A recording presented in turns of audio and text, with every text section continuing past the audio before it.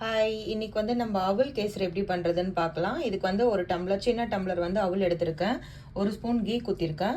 அவல் போட்டுடலாம். ஸோ சிம்மில் வச்சு ஜஸ்ட் ஒரு 5 மினிட்ஸ் நல்லா நம்ம ஃப்ரை பண்ணிக்கலாம். சிம்மில் வச்சு தான் பண்ணணும். இப்போ நல்லா ஃப்ரை பண்ணியாச்சு. மிக்சியில் நான் கிரைண்ட் பண்ணிவிட்டு காட்டுறேன். இப்போது அரைச்சிட்டேன். நான் ஒரு டம்ளர் அவல் எடுத்திருக்கேன். உங்களுக்கு அப்படியே இன்க்ரீஸ் பண்ணணுன்னா நீங்கள் டபுள் பண்ணிக்கலாம்.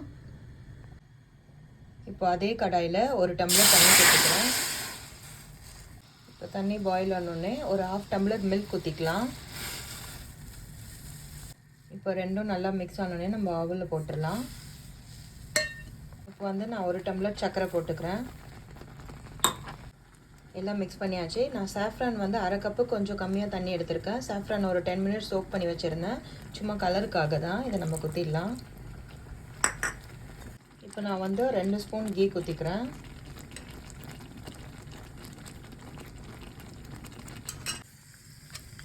இப்போ நல்லா குக் ஆகிடுச்சு.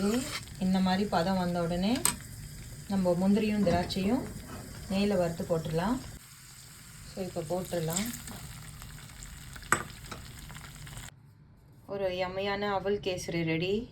சாஃப்ரானோட ஃப்ளேவர் வந்து சூப்பராக இருக்குது இந்த கேசரிக்கு. நீங்களும் ட்ரை பண்ணுங்கள். தேங்க்யூ.